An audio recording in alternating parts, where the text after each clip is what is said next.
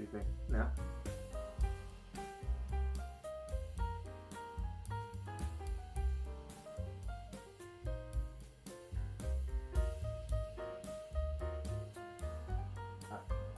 I'm good. Recording in progress.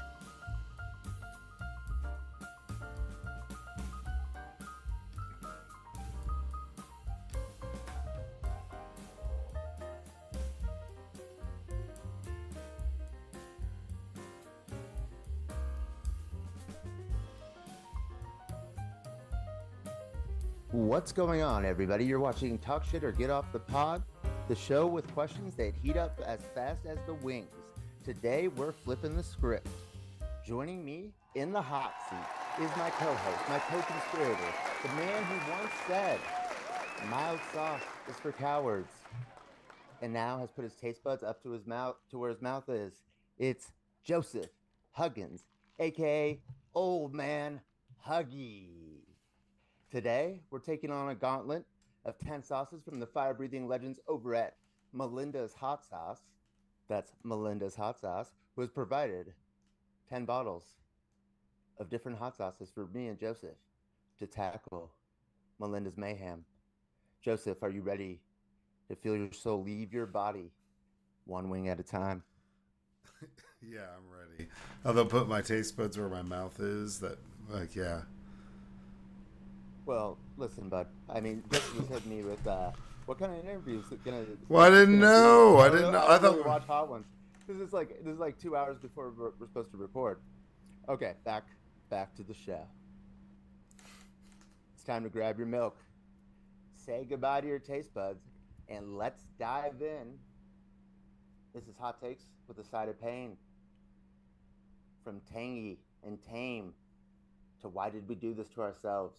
We're going deep, not just on Scoville units, but on life, regrets, conspiracy theories, childhood trauma, and everything in between. Joseph, first wing. I've got them in order here. I chose the pizza hot sauce wing. This is from Melinda'S. 1 second. Adjust my.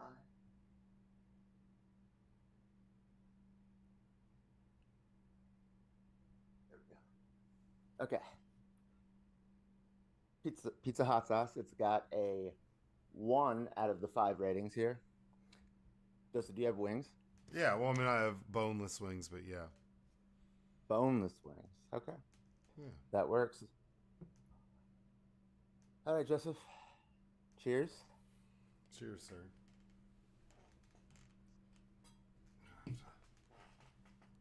Okay, Joseph, I did some digging for the first question.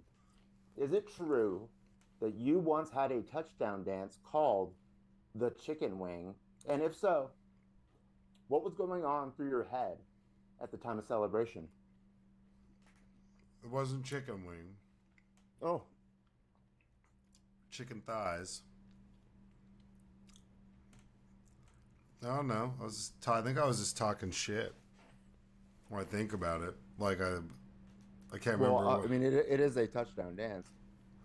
One is usually talking shit during that celebration. Yeah, it was mostly practice. It was mostly a practice. I think we were dicking around, and I scored a touchdown practice. I just did something stupid. I was always doing something dumb to antagonize the people of authority around me in any way, shape, or form. And especially if it got a laugh, it was always great. And that just became something that stuck for a while. I think I was coming up with like bullshit. Do you take pride in your thighs? Yeah, I think they're all right. You know, they're not bad.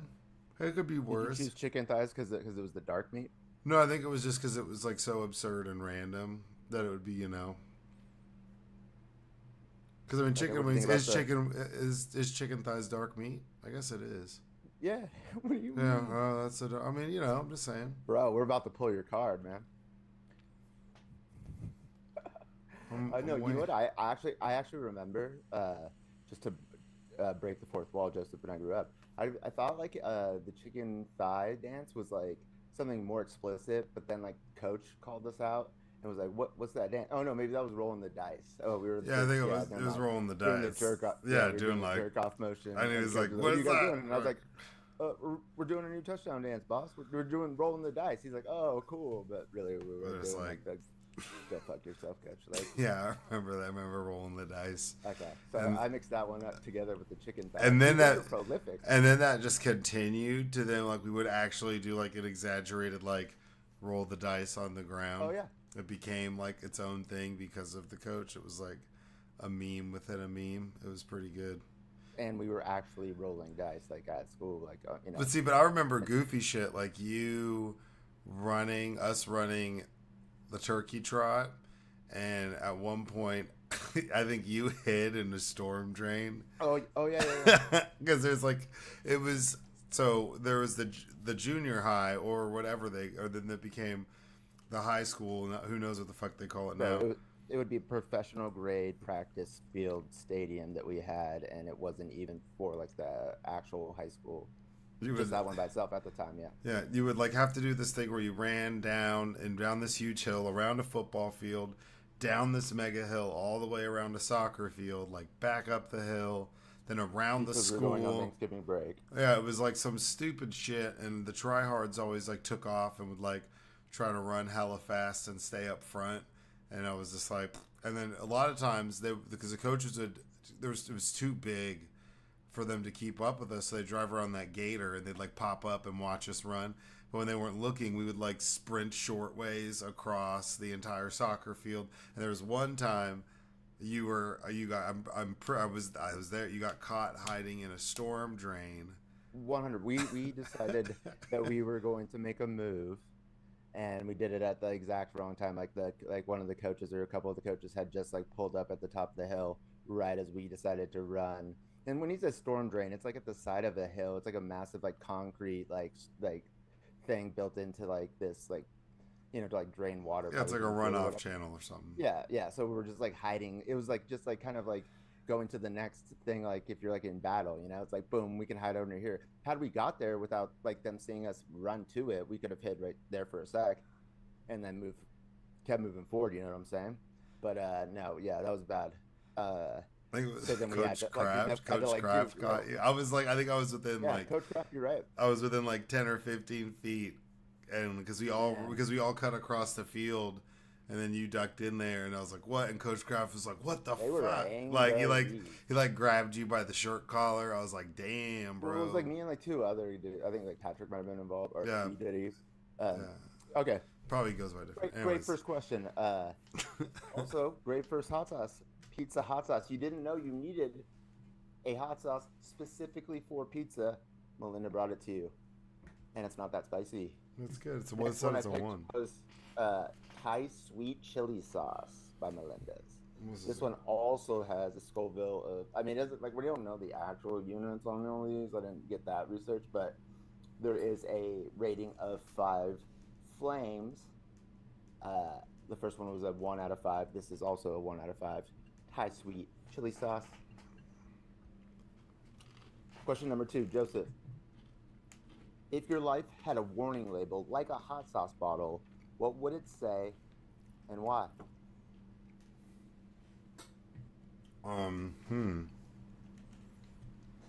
Warning.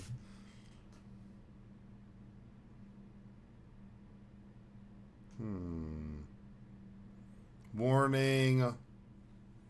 That's pretty good, by the way.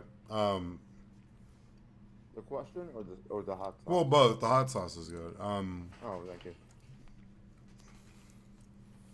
Warning might get on your nerves, maybe. Like I might get on your nerves, or might be too much all the time. You think of yourself as too much, or as somebody you might come across that way?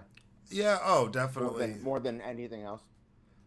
Maybe, probably. I mean, I'm pretty on it all the time, whether it be like work or whatever I'm doing.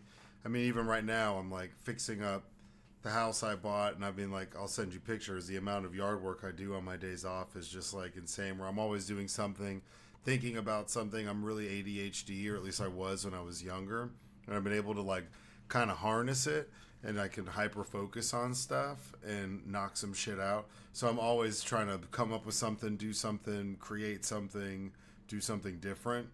That has nothing to do with my day to day, and I like my day to day because it's 1,000 little problems all the time, every day. They're never the same. So it's almost like critical thinking skills constantly, which I kind of enjoy. What is your warning label? Like, do you see how small these bottles are? What's the label, bro? Yeah, It's warning. like caution, Joseph is Too much. all right. Probably. Mine would say, not that anybody asked, but it would say, caution, extreme, big dick energy with empathy. No, Puts here's to what's your a heart. get out of here. Well, it would say This is if in a job interview you got to flip it to a positive. irrational confidence. What's Yours would your say warning. label? Mm-hmm. Yours would say warning, irrational confidence. That's what it would say. That he thinks he's going to back up 100% of the time because, well, that's just the definition of irrational confidence. It's better than no confidence, I'll tell you that. True, that is true. All right, on to the next hot sauce, number 3. And we're just like the show our boy Shawnee Evans does, we're building up in Scoville units, even though we don't know the actual units. I should, you know what, I'll throw it in the show notes. I'll put all the information there. Scoville units, anything you need.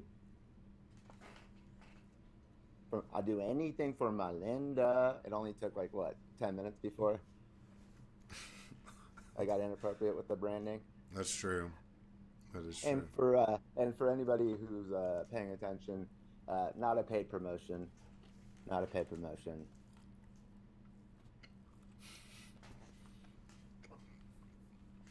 Okay, yeah, this one was called Louisiana Red Cayenne Hot Sauce.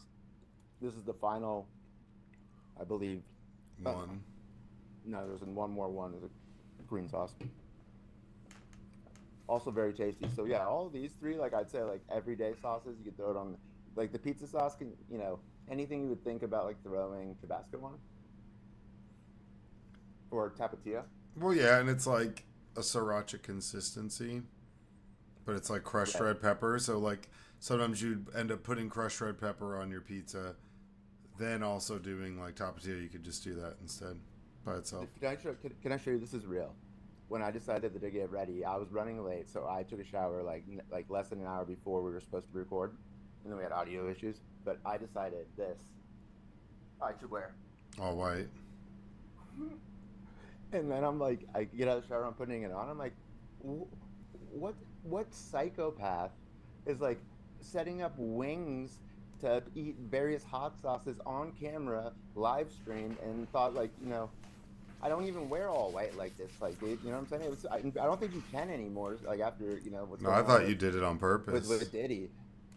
I thought you did it on purpose. Like you wore all white. I was like, dang, dude, he's just in his zone today. Well, I was gonna be like, yeah, like flex with it, be like, this is how like clean I am.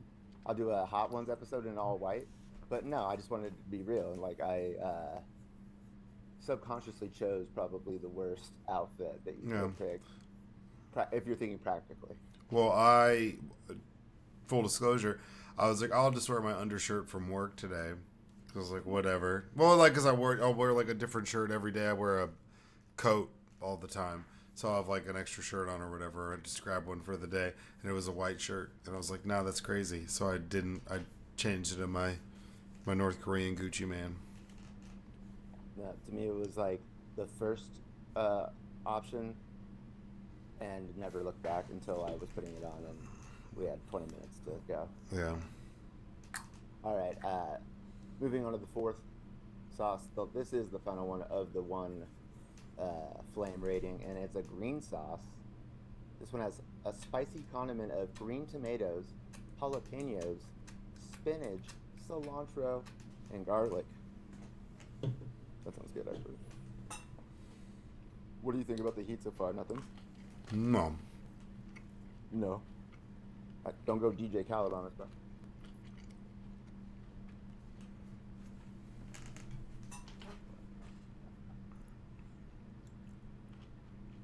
That's good. The green sauce? Yeah, it's pretty good. The spinach made me be like, ugh. Not that I don't like spinach. That's just, But it's good. It's good green sauce. It's got a little kick to it. I feel Well, like that's this just... is probably more for consistency than it is maybe like, or like, No. like Yeah. But just for me, Like it. I'm just like, ugh. Like if someone's like kale, I'm like, ugh. And it could be really good. And I'm like, oh, that's good kale. Don't throw spinach. Don't throw spinach in there with the kale, dude. Like kale's like some like poser, dude, who like some Facts. fruit booter. You even say that anymore. Yeah, I don't think you but can. you know what I'm saying? Like trying to be spinach and then like Trying it's to like, come up on spinach. Yeah, that makes sense. yeah, it's like yo. I mean, I respect it. You're a garnish trying to do big things, like but Or a bitter leaf trying to break out. I mean, it's just like you're Yeah, no, that Kanye makes talking sense. about like how Beyonce has the best video when Taylor Swift is, crushing. Yeah, that's true. And like, look how that played out. They both crushed, but Taylor Swift crushes a little bit more.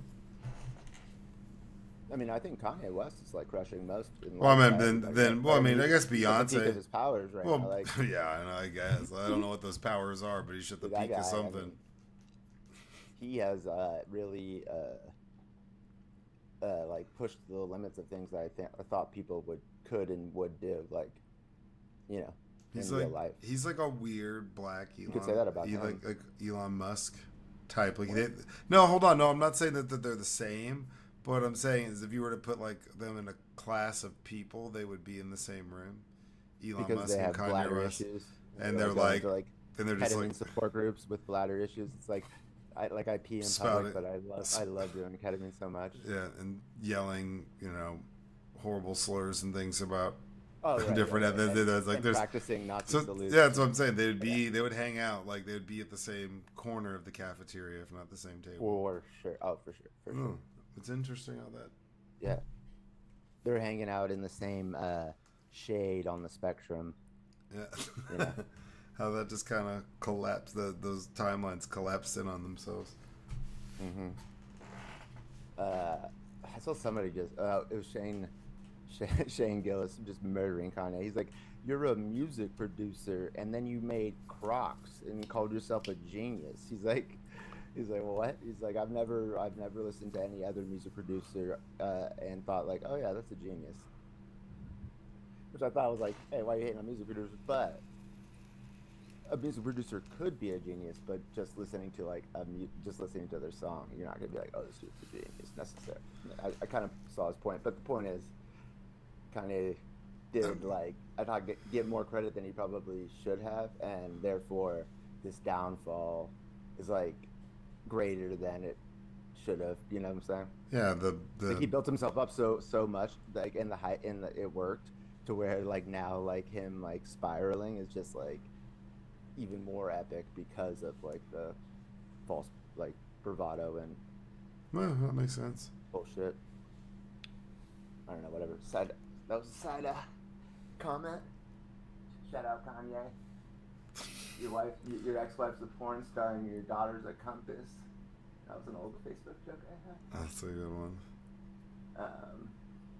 Okay. Shit, we're already on 4, but I've only asked you 2 collecting questions. All right, let's get at the questions. Question number 3. You've always been the guy who speaks his mind. Have you ever found that trait worked against you? Oh, hell yeah.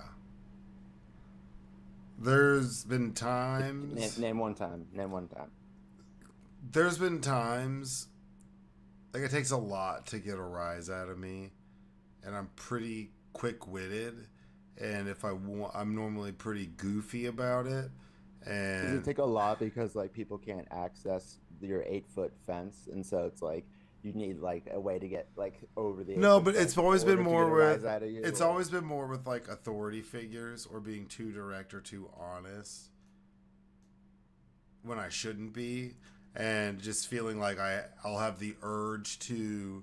I can reach a point where I'll have the urge to say something, whether are it's. you being passive aggressive or you just? No. I mean, if you take it as overt aggression, that's up to you. But I'm not being.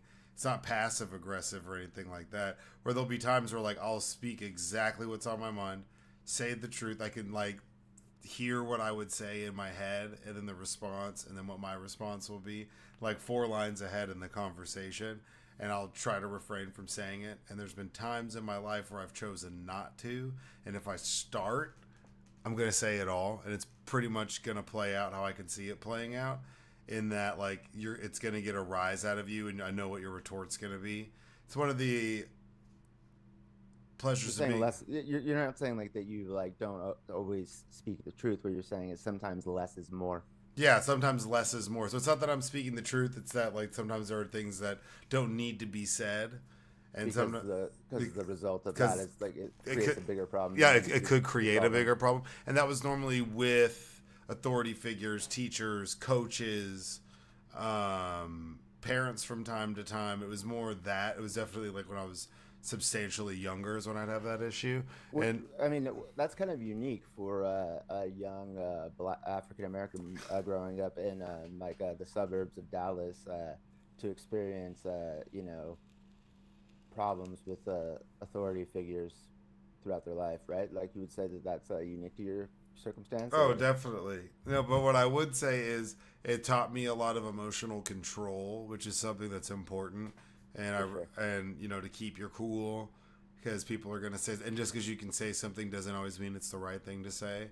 So it's like you can't control what happens to you, but you can control how you react to it. And that goes like into like in that very, very moment, Yeah. It's like, yeah, it's like people be like, oh, you made me like lash out, and it's like, well, no, bro, you lashed out, and most of the time they want a reaction from you, so that justifies whatever else they want to do. So it's not. But you should just be thinking about what's good for you, not like and also trying to be like, fuck them, they're trying to get a reaction. Yeah, you don't really get anything out of. But no, well, sometimes though, yeah, stubbornness, you can use it as a tool to motivate you to I remember one positive things. I remember one time, and I was just being honest, I was a kid, and so I have all sisters. My mom, big gardener, badass gardener. This is why it's weird, it's funny how shit comes full circle, but even when you're adopted. But I've been like mashing outside doing yard work and landscaping.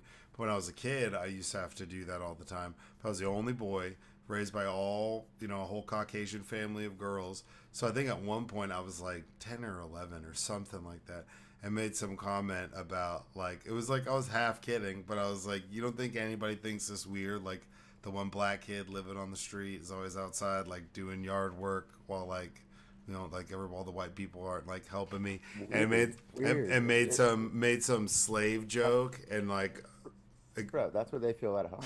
And that was and my mom exploded. And I was thinking it, and I'd been thinking it for a while. I was like, nah, that's I shouldn't even say that, but it would be really funny, but she's probably not going to take it very well. And it totally blew up in my fucking face. And then that is a dicier situation. This time being for real, that is unique to you because you were adopted, and she's a white lady and you're black. So it's like, and I was super self-aware. But your comments on a situation like that hit differently than if she was African American woman who raised. Oh yeah, no. So it was Then it would be you'd be like, yeah, no, she would your mom would be saying it before you even said it, So but in that situation, she probably gets defensive. Yeah. She probably has tendencies, racial bias, but gets overly defensive if somebody points it out. I have no idea. I'm just guessing. Because she had no problem adopting an African American son, so she's like, of course I'm not racist, even though she probably has tendencies just by the way that her being old and how people get raised in the South. You know what I'm saying? So yeah. She was raised in New York, so she probably doesn't own up to the shit because she thinks she's absolved of the original sin by adopting a black boy. Well, I mean, maybe that's pretty heavy. But what I would say is growing up where we grew up in South Lake. I think I've talked about it on tons of previous episodes. But I was extremely self-aware. I was more comfortable with who I was, what color I was, and what my sense of self was from when I was in, I don't know, like third grade, second You think that's grade. because nobody would ever let you forget about it? Well, that I spent a lot of time explaining it because my sister. I have a sister that's in the same grade as us, same last name. We are polar opposite ends of the spectrum in any possible way you could think of, not just in color. And like I grew up explaining that to people on the school bus. Like that's my sister. No, it's not. That's Yes, like, it is. like, and that is, it's not like like the fact that you guys were both in our, the same age, so in the same grade. Yeah. So yeah, so that would probably happen all because so everybody she knows, and therefore you're explaining it to everybody every time that you meet somebody new, as opposed to like if she was like 4 years older, it's like I sometimes like I don't even know if I've met your Oldest, sister yeah, my who oldest who sister. lives up- right, but even though we're like this close. Yeah. But the fact you guys are in the same grade, yeah. So you were just like you probably like had a story that you like developed, like a way to even like talk about that. Yeah, and then going to the counselor all the time and talking about it because then my parents get divorced, and it was all this like, oh, we gotta But talk for the to audience, the black boy. his sister was white, and Well, my sisters Joseph are white. is Yeah. black. Yeah. Yeah, both of his sisters are white, and he's adopted. And he's Three black. of my three sisters. But yeah, my mom taught at that school, so I grew up explaining that. So I was very comfortable in talking about it. That's why I've never had an issue discussing any of it or trying to explain it. The weird like South Lake Game of Thrones like adoption musical chair shit that is like my family. You have your pitch, already. It's like you just already. It's Yeah, like probably. It's just like ingrained, like explaining the situation to people in like a very simplistic way so they don't get confused, because if I break it out and get too deep into details, it can get confusing. But Also like having to do it at a young age, and the repetition of it probably has like become a part of your identity, whether you want it to be or not, or like ignore. You know what I'm saying? Like for sure. I mean, your subconscious, like just like everybody, like in whatever the fuck they experience, like when they're young. But that's probably a part of yours. yeah, So definitely. Like being comfortable explaining my situation to people is definitely something I have zero issues with. Don't care. Like it also helped me process it when I was a kid, to understand it by explaining it. So there was like this weird probably period of my life where I wanted people to ask me about it so I could talk about it and like that's what I was going to ask you. But my sense of humor came from that. But do you also think it was because that set you apart, you got like attention from that, and therefore that's also kind of like why it like positively reinforced it, where it's like, oh, like, because I'll tell you why I'm asking that question. I was born in California, moved to Texas when I was 11. That's when I met Joseph. Graduated high school, moved back to California, went to San Diego State my freshman year, and I was gonna tell everybody I was from California. Like I'm not from fucking Texas. I'm from here. And then I realized everybody, like all my homies, everybody at the party is like, first question freshman year, it's like, oh, where are you from? California, California, California. Guess who was from Texas and who said y'all real fucking quick? And I like all I did was apply to California schools. Get me the fuck out of Texas. Fucking like not even, and like August is not even over freshman year, and I'm like, where are you from? Oh, I'm from Texas. Hey y'all need a beer? Swear to God, just because it was like everybody else was from fucking like Huntington Beach or LA. Yeah. Same, and so I was like, but it set me apart. And then like kind of like with just like you were saying, you weren't like just like every other fucking cookie cutter white boy that was in our class. Well, but that's where a lot of my sense of humor and also came the adoption from. and so like that's where when I made that joke to my mom and pissed her off about like me doing slave work or feeling like the house slave, it's like there's so many, like I knew ahead of time it was gonna make her upset, but that's like obviously inappropriate, but a pretty witty joke on multiple layers. There was like there's tiramisu. Yeah, there's multiple, as the irony would say. Yeah, there's multiple like facets to that joke that would make someone laugh and it'd be funny. It'd also be like pretty true in a certain sense, like surface level, and like would make people uncomfortable. So to be saying that as a kid, that got like jokes like that got me in trouble, where they were like there's a realistic aspect to it that would make that adult frustrated or angry or uncomfortable. I've always said either my teachers adored me or they fucking hated me. There was no one who was like, Joseph's all right. He's okay. It was like either maybe your warning label is warning. You're either gonna love it or you're gonna hate it. yeah, and that's where it's too much because I have toned it down a lot, which is wild to me. But I didn't really give a shit. Like, hey, don't be so definitive in that. Maybe you'll tone it up. You know. Maybe one day. You'll see. It's been like I need to get buck wild again. No, I have my dropping truth bombs, like you know.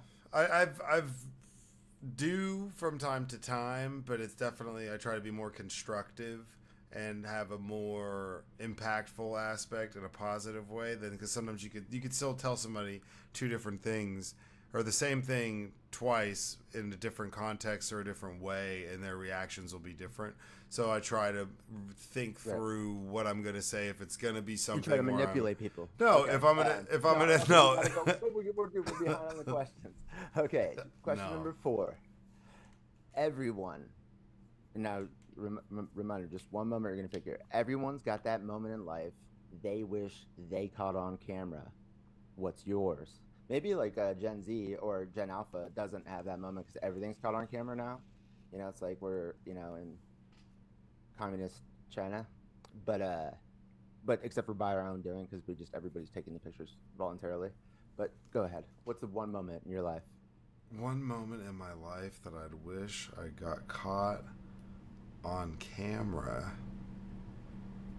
Huh, that's tough. Bro, just think of a moment where you look like a boss. Well, I mean, any of the sports stuff was already caught. Would have been caught on camera. No, there's something that happened to you that was fucking crazy that you wish was on camera because it's like that was wild and like, you know. Okay, I think I've told this story. No. Even if you have, don't say that. Well, I'm saying I think I've mentioned it. I don't know if I've told the whole story, and if I have, it's been oh my god, we've been doing this. You know, it's been. Just give me the cliff notes. Give me the bang. Boom, boom. One time, I went this one time. This could have just been like a really bad movie, like a super baddish movie, only like 10 times worse. But me and somebody went rollerblading. We decided to go rollerblading in the afternoon. This was when I was like 19 or something, 19, 20. And so we're rollerblading through South Lake. I apologize for my fruit booter comment earlier. I didn't realize you were, an ally. It was, man, it's half why I feel like I was fast as a kid. I'm not judging. But we were fresh out of school.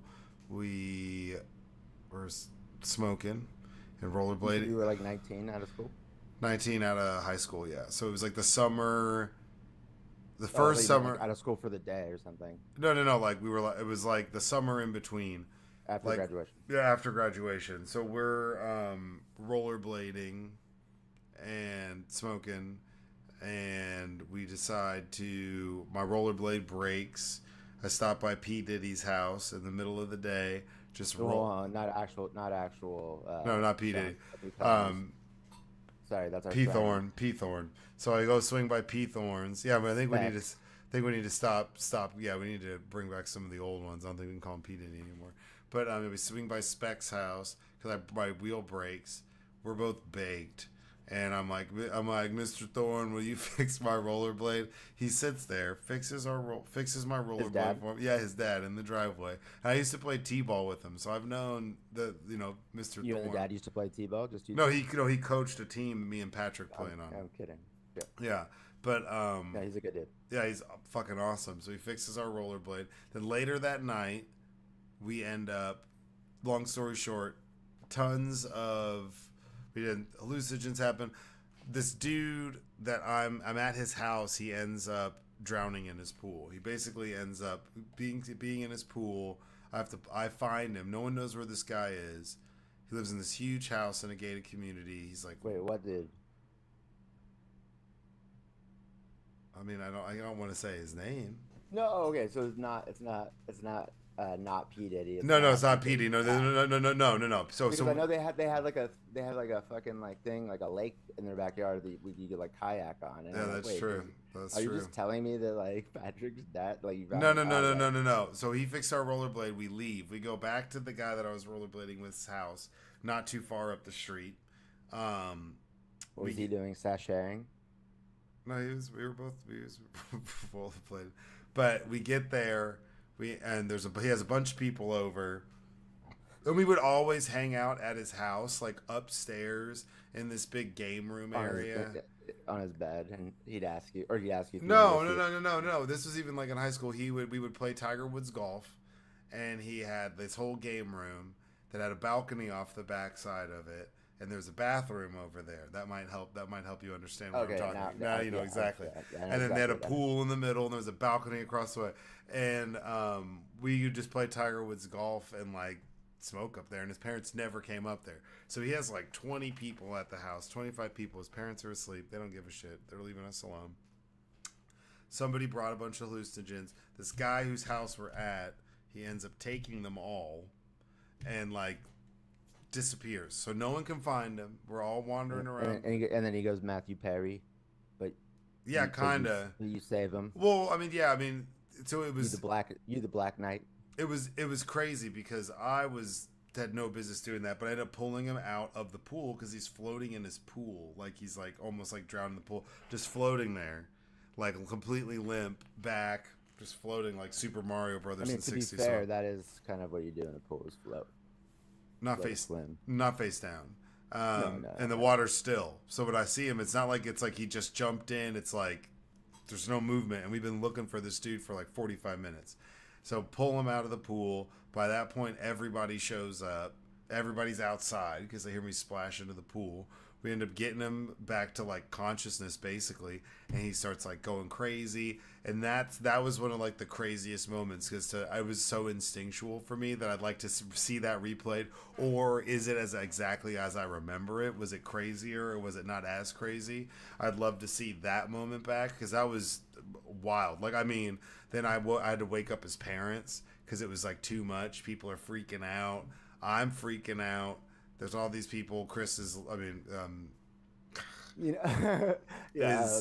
this dude's just like, let me just stop you. But that's so funny because like I bet you that is at the top of his list of things he would have said that I don't ever want, or I'm so glad that was not caught on camera. Oh yeah. He would never, he's trying to get that out of his memory to like today with, like probably, and yet it's at the same exact thing. That's something I would want to see on the highlight reel. That you go to, you want to see again. Well, just because it was such a wild time. Well, no, it was such a crazy cast. And the cast of characters and the fallout. I mean, apparently I was like yelling and screaming when I woke up as parents. I don't remember doing that. I remember being like, "Yo, what up?" But I have no idea. So it's like to see that whole thing play out would be. All right, we're now approaching the halfway mark. I had names for each one of these levels, but the way that this is set... Well, actually, you know what? Double time on here. Okay, so for level 5, on Melinda'S Mayhem official gauntlet, this one is... Oh, yeah, let me tell you. It's the Mexicana hot sauce salsa picante, made with premium fresh chilies and spices. This is our first 2-flame of the hot sauces, and it is sweet equity. You're not crying, you're investing in your pores. That's my joke for this level.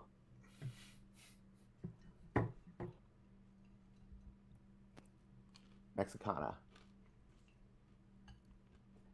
I just breaking news. Trump just changed this to it's called Americana now. Yeah. Sorry, guys. Didn't see that coming. Scoville units went negative. That's good. Just kidding, Melinda. Okay. Question number 5. You told me to stay away from certain subjects, but this is as touching as it might get. Imagine you're offered your dream career tomorrow, but you have to give up Topanga, which is Joseph's dog, do you take the deal? No. For sure. Yeah, I mean, so when I got Topanga, so this will be we can. This is said. Dogs are a sensitive subject for me. So I grew up with dogs. No, I grew up Me with too. Me dogs. too. Look at my dog right here. You I can see it because the I hot grew sauce. up. Then you'll relate. I grew up with dogs. I remember we had a dog named Chester when I was a little kid. It ran away. Then we got a dog named Penny, and dogs would be overwhelming. So it was like Chester. Chester was tight. But there was this thing about dogs. I don't know what it was, but if we had dogs as a kid, this is gonna be sad. But I mean, like we would have them, and then like there's been multiple times where I like came home from school and the dog was like gone, like given away, or wasn't there. It was like, oh, kids aren't helping enough with the dog, and it's too much for me to handle by myself. I'm getting rid of the dog. So sometimes we'd have a dog for 8 months, and then my mom would like They were like expendable. re-give it up for adoption. So That's crazy. yeah. That So is Chester, I can imagine. Chester, then Penny, then Bentley and Bailey.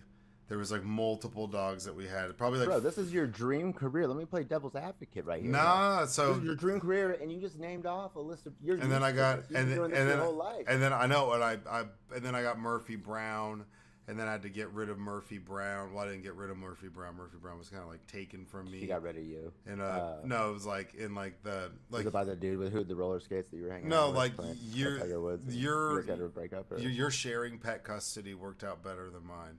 So that's I why mean, it is, yeah. 3 years plus. that's wild to me. So mine maybe lasted like a year, and then it was like, nah, sorry, go F yourself. So when I got to Topanga, I was living in a shitty apartment, living by myself, wanted to get a dog, and just Topanga just kind of fell into my life. So that there was a period of time before I moved back to Texas where like Topanga was like my homie. I got her, she was 9 weeks, 10 You weeks moved back old. from Colorado. Yeah, moving back from Denver to Texas. So Oh, yeah. How old was Topanga when you got her? I'm gonna take 10 over as weeks. host here so we can. 10 weeks. And I'm gonna ask you questions. 10 weeks. How long have you had her? How old is she now? She's about to turn 5. Nice. I've had a dog for 7 months that died out of nowhere, fucking killed me, and I've had this dog for 5 years, and so I get both like the short-lived, what the fuck, but also the long-lived attachment. I didn't mean to put Topanga in here. I was trying to just think of something that you would turn your dream career down for. Yeah, And, for sure. Topanga. you There's know- lots of things. The people in And my for the life, record- friends, for the record, family. Okay, for the record, I would do the same for my dog, except for what is your dream career job that we're turning down here? Get specific and then tell me this. Spotify comes to you with Joey Bagga go fuck yourself money. I would much rather create like movies and shorts and do videography work than just do radio work if I could, to be better at creating in that medium. So, and that's something I don't do as much, and I'm definitely not talented enough to make a career out of it. So that would probably be more of a dream of career, is like making those things and making it visual, not just audio work. But Well, as your career advisor, speak to yourself nicer and don't say that I wouldn't be good at it anyways. That's fucking terrible. no, I feel like, but I'm naturally a good communicator verbally. So talking, having conversations, Be a good communicator to yourself. and to communicate what I can see in my imagination and in my head and create that for other people to see, that would be a dream job, with like a visual aspect of it, because I'm a visual learner, so I always So learn. do you have resentment now that Topanga is preventing you from your dream job? Now that No. you know this, now that we've hashed that out, that Topanga is a dream killer. She doesn't want to see you successful. Like, you thought she was your pal, just like unconditional love, but really, she just doesn't want you to get too big, because then you'll find a better. I forget what kind of dog she is. It's like She's four different things. she's a boxer, healer, German Shepherd mix. I'll tell you what kind of dog that she is. Chat GPT's not going to figure it out by me explaining or typing those. He was like, "What, man? I thought we were done with pronouns." Yeah. Okay, moving on to question number 6. Now we're in the back half of the gauntlet. Joseph, on this one, question number 6, Which we sauce? are going. Yeah, sorry. Ooh, this is a favorite from shout out P-Wig, shout out the Token Jew. Not sure why the handle switched, but maybe, there's an explanation there. Highly recommend out of all the 10 sauces, the black truffle hot sauce. This one is, I think it's 2 on the Scoville. Yeah, it's just fancy. So it's 2 black truffle sauce, hot sauce. I've tried a couple of these. This one was hyped up. And I gotta say, Melinda. Yeah, I did yourself here. See, I didn't try any of them. I waited. That's fun. I was doing research for the pod. You're the guest. Yeah. Or did I? This is kind of like the lip quake kind of stage. The tingling turns to trembling. Things start to get real. Question number 6, Joseph. Who's someone you envy, but in a weirdly specific way? Huh. One person, very specific thing you envy about them. That's an interesting question. Specific person, I envy them. Or for Black truffle. something, yeah, black truffle's pretty good. But for something very specific, there's a specific reason of basically only one reason I envy this person. Yeah. Like you specifically envy Kevin Love for being a morbidly obese NBA player in the league for 20 years. And I was able to just... he's not morbidly obese, but he seems out of shape, but somehow he's playing and he seems like he's 45 years old. That's a tough-ass question. Sorry, not to be annoying. That's super tough. I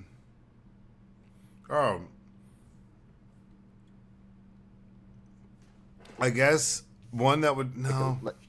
Like I admire Elon Musk, this specific weird way, his honesty of being able to tell his friends about how he's incontinent and can't control his bladder due to his insatiable urge to inject ketamine into his body. I appreciate you being honest with your bros like that. That's true. I mean, that was highly specific. That's not what I'm talking I about. would say I'm envious of Denzel Washington, and it's specifically because of the Equalizer movies.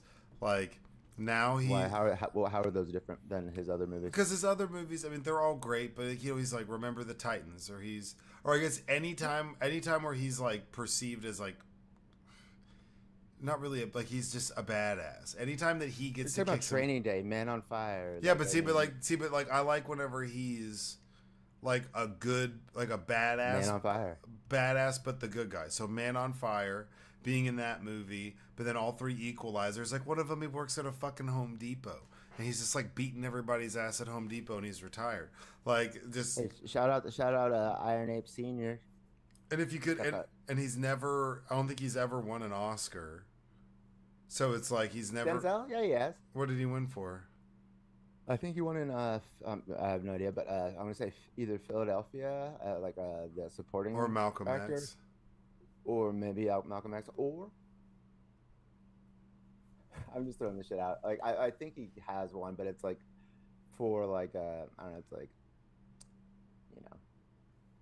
best supporting actor, and it was best supporting actor in the movie Glory in 1989, and for best actor, and he won best actor for playing for Training Day. So okay, you got it for Training Day. Yeah, So my bad. Put it on the motherfucking But Mount I Rushmore. guess didn't I'd just be even know that. jealous of his like really his acting range in general because you've seen him Yeah, play okay, well, so many that different. in general is the opposite of specific.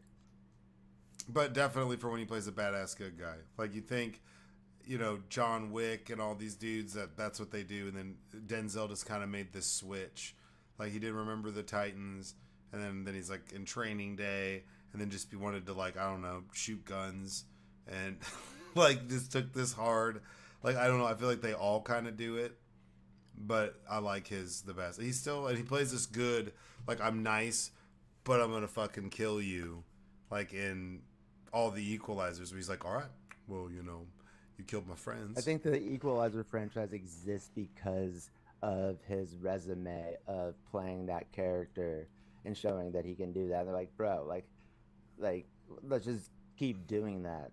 Like him and Steven Seagal still both make movies. Get the fuck and out of here! Steven and Seagal is banished to and Russia. Denzel is like Denzel. No, I'm saying Denzel is everything Steven Seagal. Into your head, bro. Steven Seagal wishes he was. You're not letting me finish. He wishes he was Denzel, and that's probably the only. He wishes he was Bruce Lee. Yeah, he wishes he was Jesse the Body Ventura. You know what I'm saying? Or even Jason Statham at this point. What would Jesse Ventura say what these hot wings did? I don't know, man. Off the top ropes. Yeah. You tell me, Melinda. You tell me. You think this hot sauce is going to challenge me? Well, I'm waiting to get to the fives. That's what I want. The fours and the fives. I think there's only one five, but it's the ghost pepper. If you would just let me keep it moving, we could do that. I am. No, we're making good time. I'm just fucking with you. Okay. Number 7. This one is the extra. That's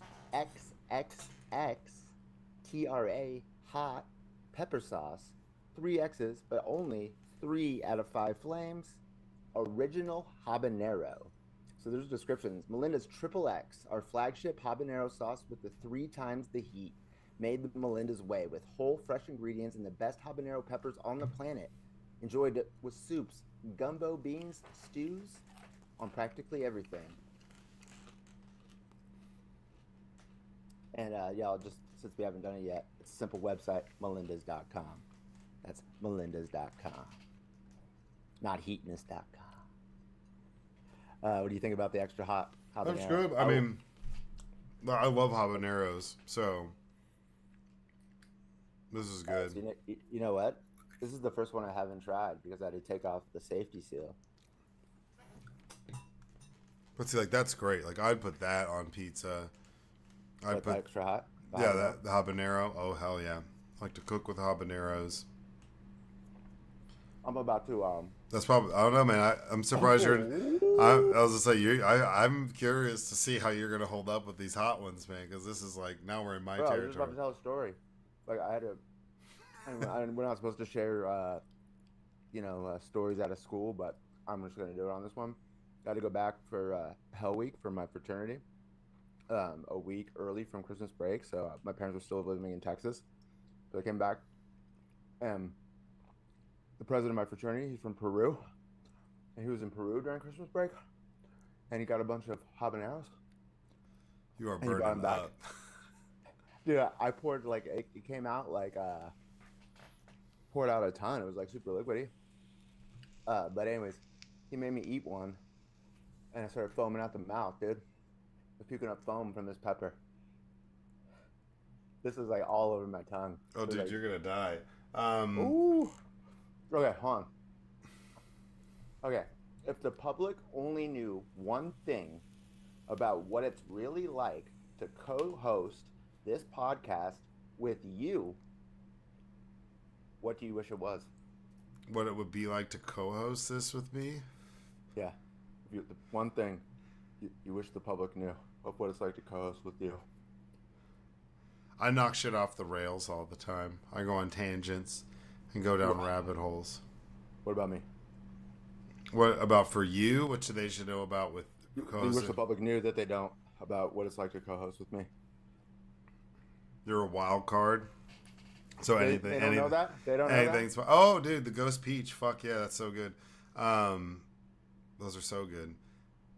They're gonna be. Well, I guess it's earlier there than it is here. Those I have one of those a day. Those light me up. It was just the closest thing to me. Yeah. Your mouth's gonna be burning all night, and you'll be awake for my it. tongue, bro. But Woo.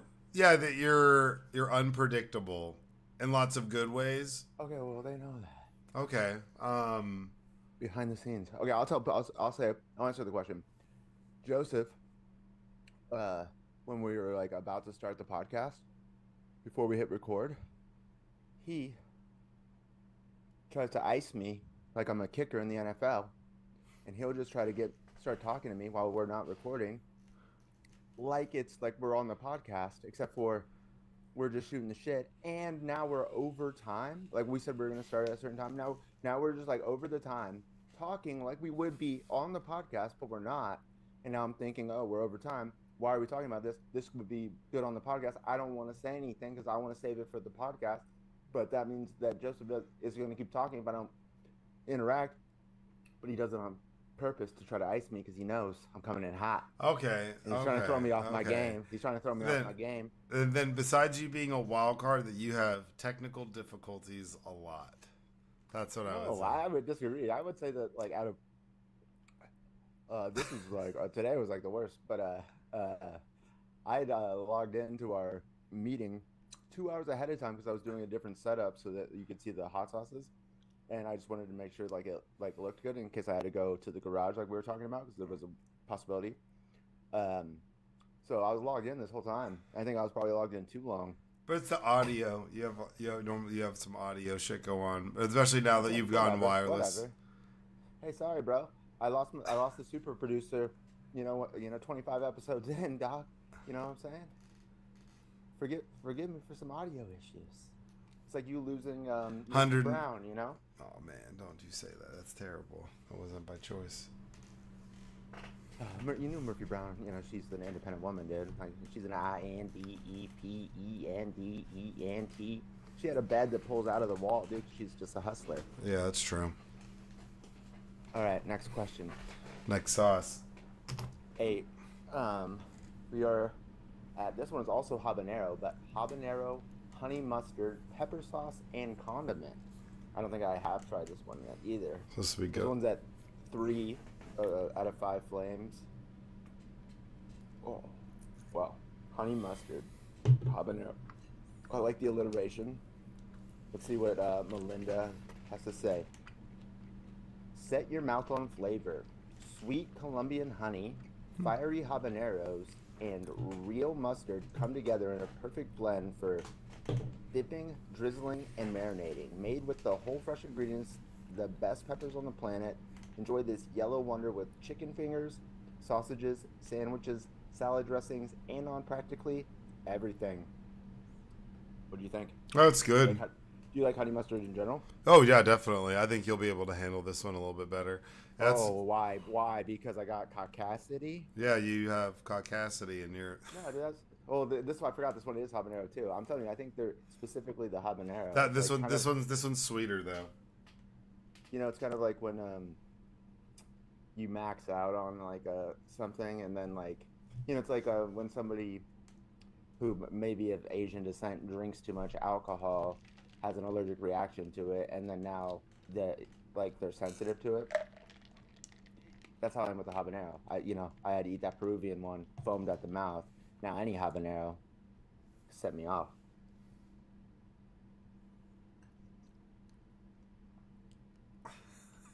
Good. It's sweeter. Well, yeah. Yeah, so that'd be good on like a burger for sure, like a brat or something. Sausages was recommended.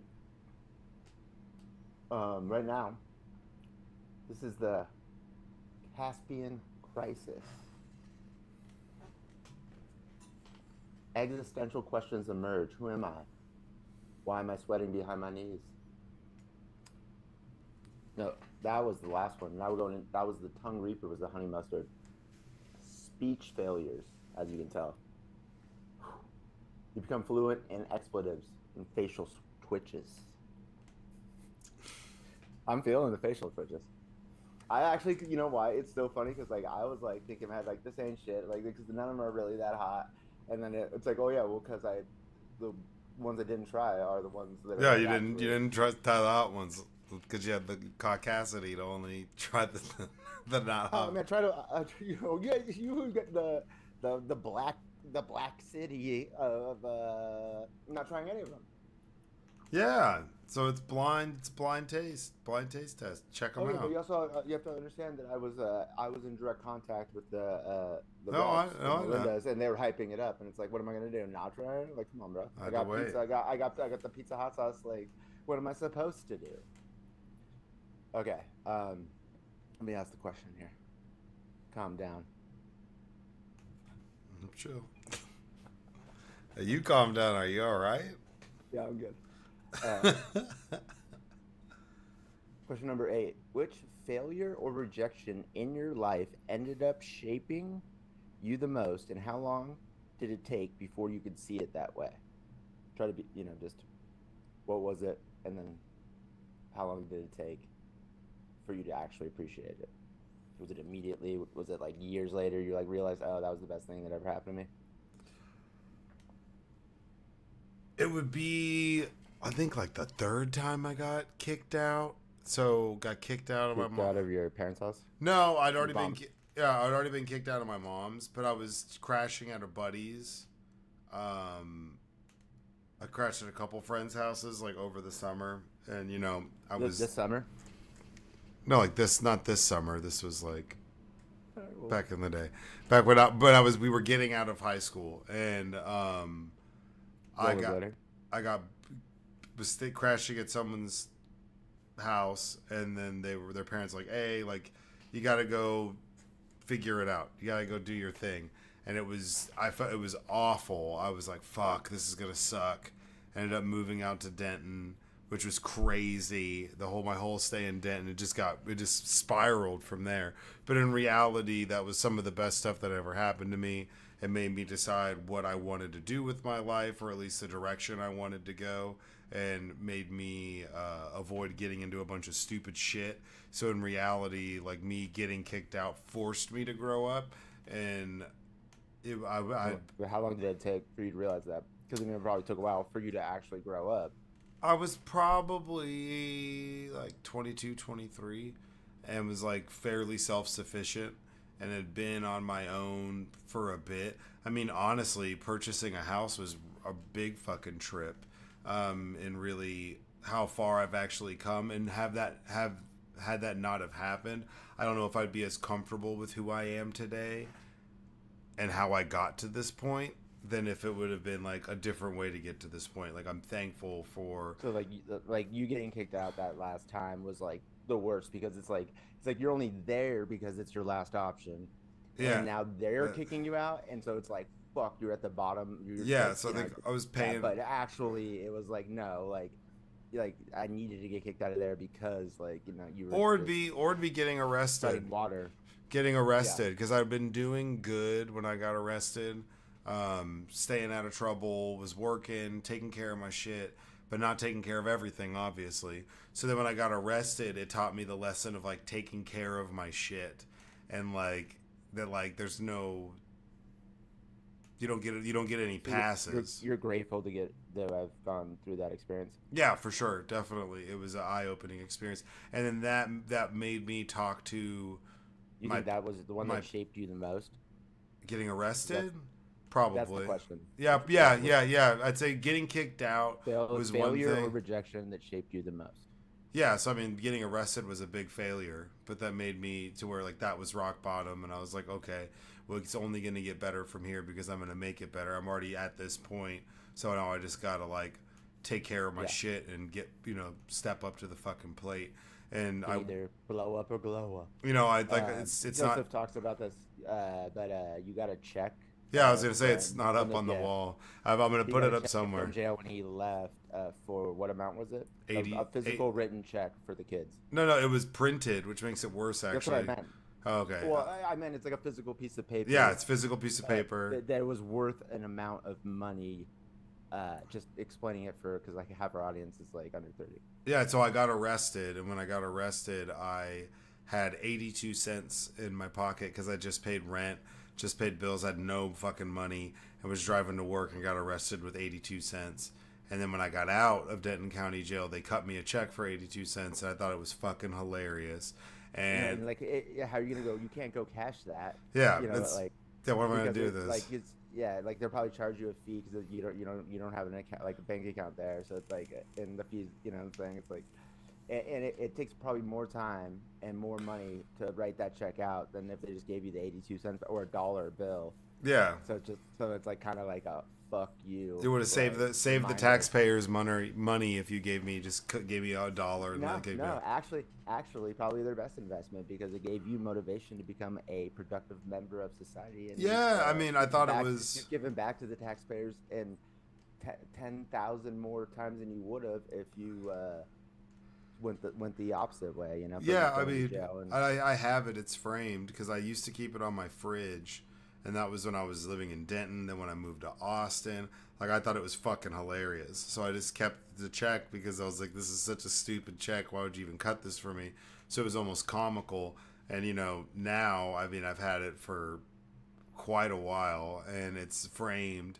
And it's like, it reminds me of, you know, like you don't want to forget where you came from. So it just reminds me of how far I've actually come from, you know, having 82 cents in my pocket, losing my job, girlfriend dumping me because I got arrested, being stuck in Denton, uber depressed, working at some call center with a bunch of people. It's a chip on your shoulder, personified, and it's like it's you know, it reminds me of it's a fuck you watch, but then also, hey dude, remember how far you've come. Be grateful. Yeah, be grateful and just, you know, be smart, you know, because you know you can go back at any time. No, I'm all about that. Having like those. You know, like Michael Jordan used to like just make shit up like that people said about him that wasn't even true just to try to get an edge on him. Like I'm all about that shit. Yeah, like anything to find, you know, like motivation that's like healthy, obviously. Yeah, and it's like it's all fucked up looking though. It's all like warped. Okay, so this is the second to last one. This one is the first and only of these 10 that is in the 4 out of 5 flames. That means the last one is 5 out of 5. So we're going 1 1 1 1 2 2 3 3 4 5. So we're escalating quickly here. We're like, what is it like when you come out of like, or when you land in like Vegas, or you come out of Vegas, you got to just go like vertical to get over like the mountain. Like I don't know. That's what we're doing. Oh, I have tried this one. I don't know if I remember it. All right, it is the fire roasted garlic and habanero, pepper sauce and condiment. Melinda'S Fire Roasted, savory, rich, and fiery. These roasted pepper sauce is unlike any other, made the Melinda'S way, with whole fresh ingredients and the best habanero peppers on the planet. Slow roasted over an open flame. Enjoy this masterpiece on tacos, burritos, quesadillas, and on practically everything. Shout out Melinda. Fuck, I'm kind of scared. Because I'm looking for one that's like one of these hot ones that doesn't say habanero on it. This one has habanero. Last 2. That's really good. Is it? Yeah, I like that. That might light you up. Fire roasted garlic and habanero.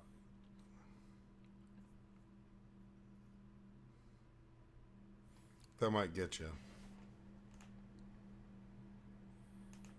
It's got a slow burn to it. It's good. This is the stage of the wing of the damned. It doesn't taste like anything anymore. Only suffering remains, Joseph.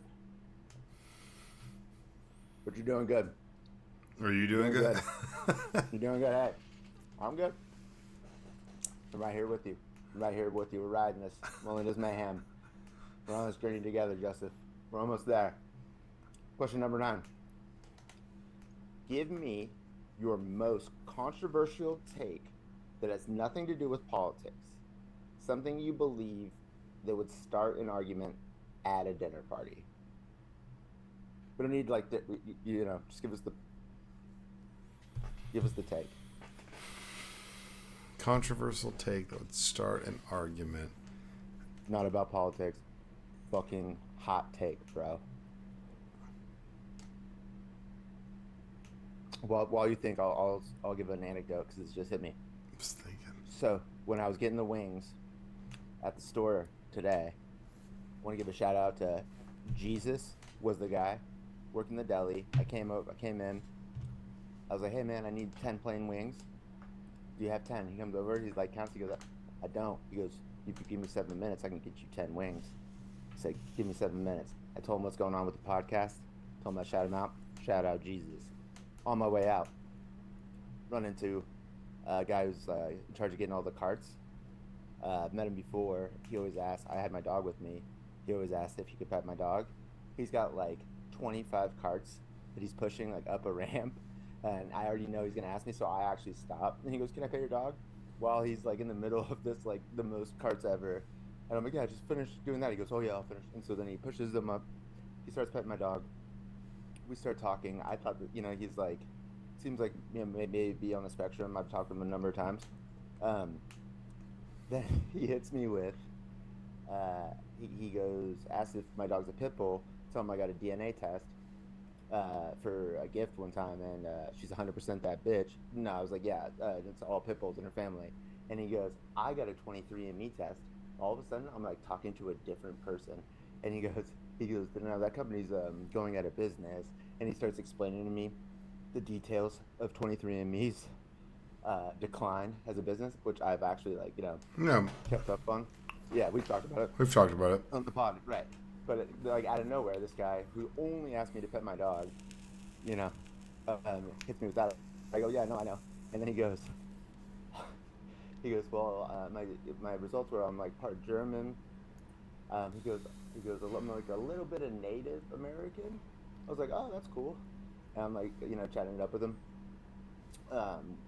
with the chicken wings for the show in my hand, and my dog, and then he goes, and then a big part of my family, my heritage, they're like in the Middle East, in like in a cult. It's like I have a lot of cult in me. I'm like, wait, what?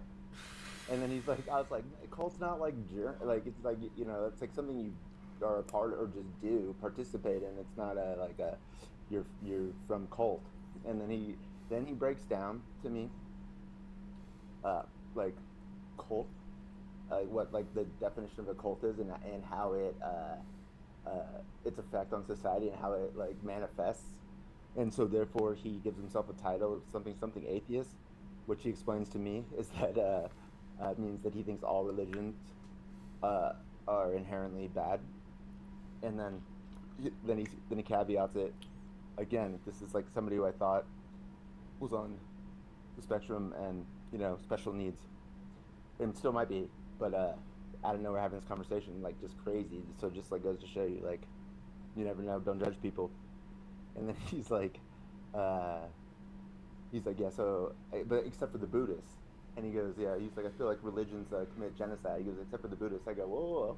Let me point out, and they, people in this country listen to the pod. In Myanmar right now, Buddhists are committing genocide against Muslim people in their country. Facts, not allegedly. So, and he goes, okay, but that's the exception.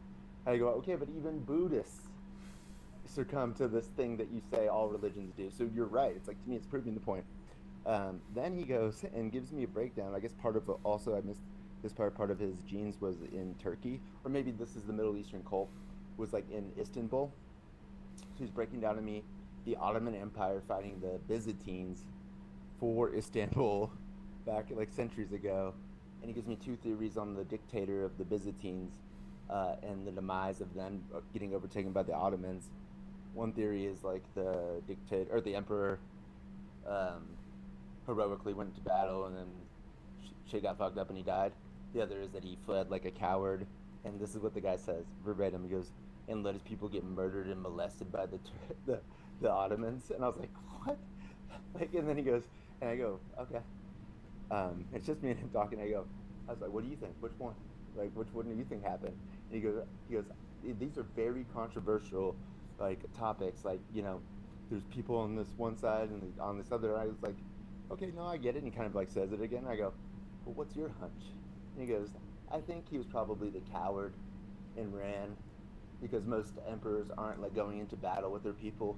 I was like, yeah, that's really a smart take. Like, I agree. And then he like brought up what's going on in Israel and Gaza in like genocide multiple times.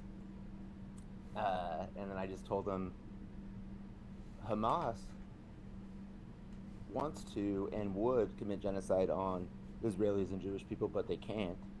Israel could on Palestinians, but they don't. And then I asked him his name. He said Spencer. I said, nice to see you again. And I walked away. Those are the two I wanted to shout out for the wings.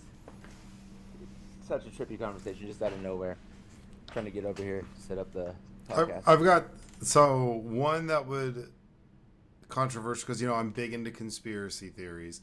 Love conspiracy theories. Yeah, for sure. For those of you who don't, so that not that the Earth's hollow, but that there are cavernous areas in the Earth's crust because like gravity. Whenever the Earth is forming, it's not going to be like that pie chart like they show us, where it's like the crust, the mantle, inner core, outer core. There's not layers. There are, but I don't think it's like that concise. Like I think It's that not neat. I think there's overlap. Yeah, I mean,